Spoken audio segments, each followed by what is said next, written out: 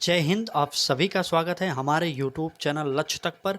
आप अब हमारी क्लासेस फेसबुक हमारे पेज लक्ष्य तक पर भी देख सकते हैं। ठीक है, चलिए हम यूपी टेट और सुपर टेट की कंबाइंड यह क्लास आज को प्रोवाइड कर रहे हैं आपके लिए, क्योंकि हम सीडीपी लाए हैं। बाल विकास के अंतर्गत जितने भी वन लाइनर के फैक्ट वाले प्रश्न बनते हैं वह हम आपको कराने वाले हैं। आपको पता होगा कि अब आपके यूपी में सुपर टेट की वैकेंसी चाहे जब आ जाए यह कोई भरोसा नहीं, क्योंकि अब सरकार के ऊपर दबाव बन गया है। तो आप तैयारी करते रहिए। यूपी टेट पहले होगा, उसके बाद सुपर टेट होगा। तो यूपी टेट वाले जितने भी बच्चे हैं वो जुड़ सकते हैं हमारे साथ, क्योंकि यह क्लास जो है दोनों के लिए कंबाइंड है। आज की यह क्लास कंबाइंड है। एक क्लास देखिए, उसके बाद खुद निर्णय करिए आप हमारे साथ जुड़ें या न जुड़ें। तो चलिए, आपको पता हो कि कई यूट्यूब चैनल वाले बताते हैं, कराते तो खुद प्रैक्टिस सेट हैं, लेकिन वो बताते हैं कि आप वन लाइनर नोट्स बनाइए। सोचिए, आप को अगर वन लाइनर नोट्स ही प्रोवाइड किया जाए तो कैसा लगेगा।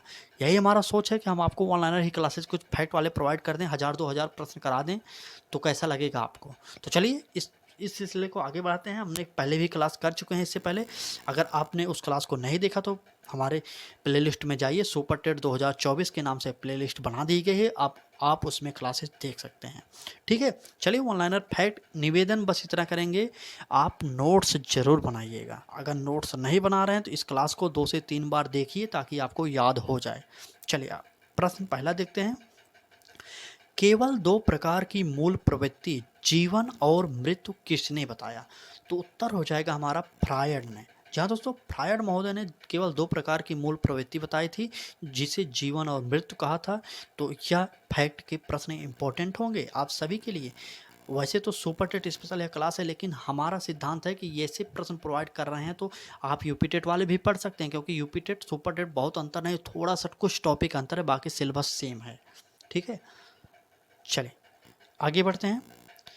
हमारा यह सोच कैसा है कि हम आपको वन लाइनर क्लासेस प्रोवाइड करें, आप बताना जरूर कमेंट में। अगला प्रश्न देखते हैं। बाल्यावस्था में बालक होता है तो बालक कैसा होता है। तो बालक बाह्य केंद्रित होता है। ये सब फैक्ट हैं आपके लिए। ठीक है, अगला प्रश्न देखते हैं।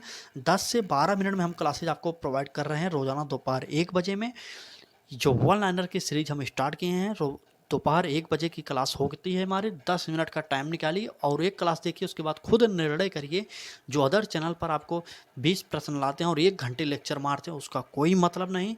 सी टेट हम लोग नहीं पढ़ रहे हैं, हम लोग यूपी टेट और सुपर टेट पढ़ रहे हैं। सी टेट होता तो थ्योरी के बारे में थोड़ा सा पेडागोजी ज़्यादा उसमें होता है, तो हम ज़्यादा विस्तार से पढ़ते हैं, लेकिन हमें यहाँ पर फैक्ट पढ़ना अधिक से अधिक होगा, क्योंकि यूपी टेट और सुपर टेट की पिछली पेपरों को अगर हम लोग देखें तो फैक्ट ज़्यादा पूछता है। ठीक है, चलिए बाकी आप खुद समझदार हैं। अगला प्रश्न देखते हैं। शैशवावस्था को सीखने का आदर्श काल किसने कहा था। तो वैलेंटाइन ने कहा था शैशवावस्था को सीखने का आदर्श काल वैलेंटाइन महोदय ने कहा था।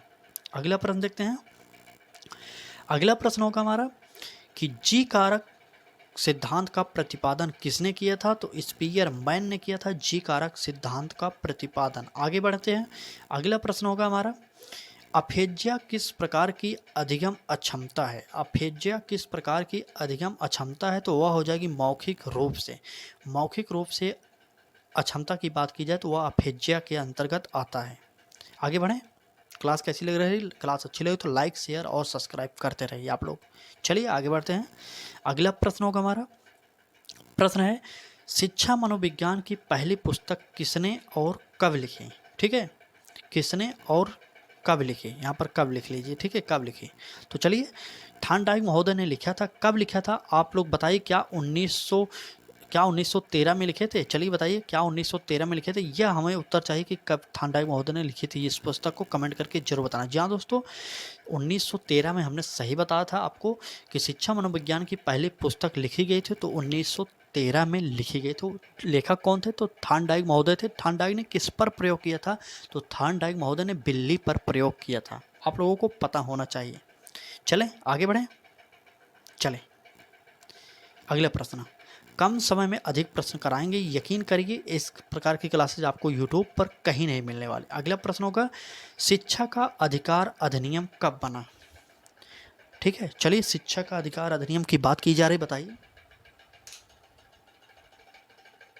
चलिए बताइए। शिक्षा का अधिकार अधिनियम कब बना? तो 2009 में बना हुआ था। शिक्षा का अधिकार अधिनियम 2009 में बना था। अगला प्रश्न देखते हैं, शिक्षा का अधिकार अधिनियम कब लागू हुआ? तो 1 अप्रैल 2010 को लागू हुआ। याद करिएगा कि बना था 2009 में और लागू हुआ था 1 अप्रैल 2010 में। सोचिए, पूरे फैक्ट का निचोड़ प्रस्तुत किया जा रहा है आपके लिए।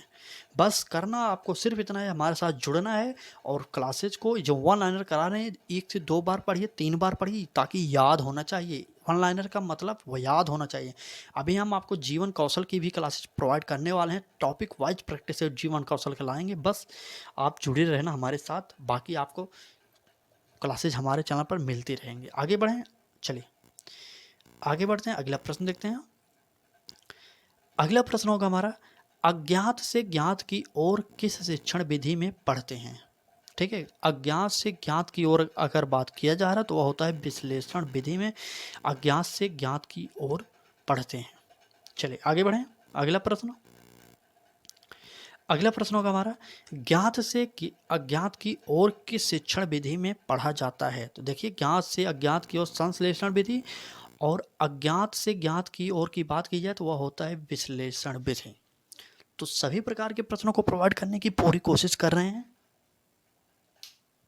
बाकी आप खुद जानते होंगे कि इस प्रकार की क्लासेज आपको यूट्यूब पर कहीं नहीं मिल रही है, तो आपका भी दायित्व बनता है अपने मित्रों तक शेयर करिए। और अभी तक आप तैयारी नहीं स्टार्ट किए तो निवेदन बस इतना करेंगे कि आप तैयारी स्टार्ट कर दीजिए।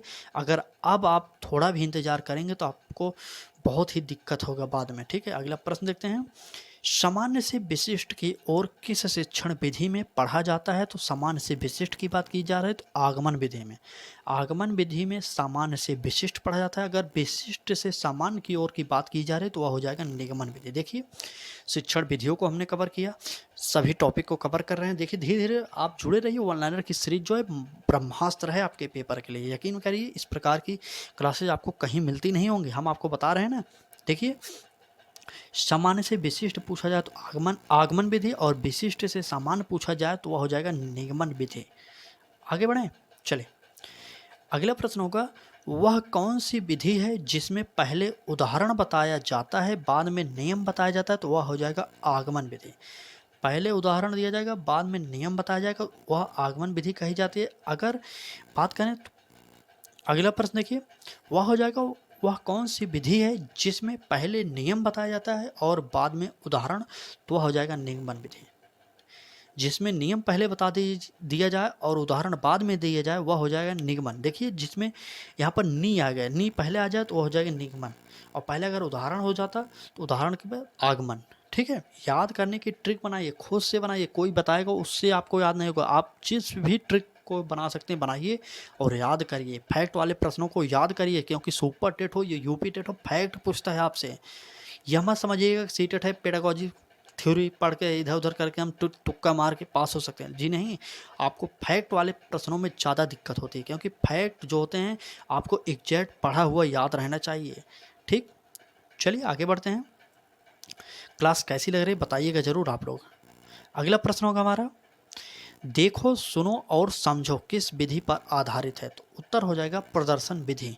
देखो सुनो और समझो किस विधि पर? तो वह हो जाएगा प्रदर्शन विधि।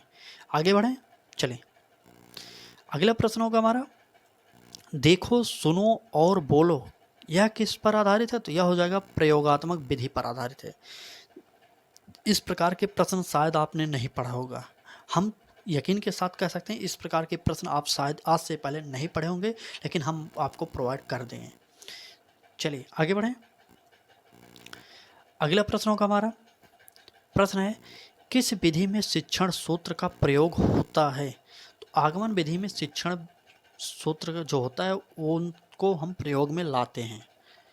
अगला प्रश्न होगा, प्रश्न है हमारा, करके सीखने पर कौन सी विधि काम करती है? करके सीखने पर विधि अगर पूछी जाए तो वह हो जाएगा प्रयोगशाला। आपको पता होगा कि प्रयोगशाला में हम परीक्षण करते हैं, कुछ परीक्षण करते हैं तब वो सीखते हैं, तो इसलिए हमारा प्रयोगशाला विधि इसका उत्तर सही हो जाएगा। ठीक, चलिए यह क्लास कैसी लग रही है आप लोग कमेंट करके ज़रूर बताते रहिए। अगर क्लास अच्छी लग रही हो तो लाइक करिए, शेयर करिए और चैनल को सब्सक्राइब करके बेल आइकन को ज़रूर ऑन करिए। और फेसबुक पर अगर आप देख रहे हैं तो फेसबुक को हमारे पेज जो लक्ष्य तक पेज है उसको फॉलो जरूर करिएगा, क्योंकि आपको क्लासेस दोनों जगह प्रोवाइड किया जा रहा है। चलिए इस प्रश्न को देखते हैं। प्रश्न होगा, अतिरिक्त शक्ति का सिद्धांत किससे संबंधित है? तो अतिरिक्त शक्ति का सिद्धांत जो है खेल से संबंधित है। अतिरिक्त शक्ति का सिद्धांत खेल से संबंधित है। देखिए यूपी टेट के अगर आप लोग टॉपिक वाइज प्रैक्टिस सेट के लिए अब हमारे साथ जुड़ना चाह रहे हैं तो वो भी जुड़ सकते हैं। सुपर टेट की क्लासेस तो हम स्टार्ट किए हुए हैं। बाकी आपको क्लास कैसी लगी आप बताना जरूर। चलिए आज की इस क्लास में बस इतना ही। कल फिर मिलेंगे एक नए क्लास के साथ। तब तक के लिए धन्यवाद। लाइक शेयर और सब्सक्राइब करते रहिए।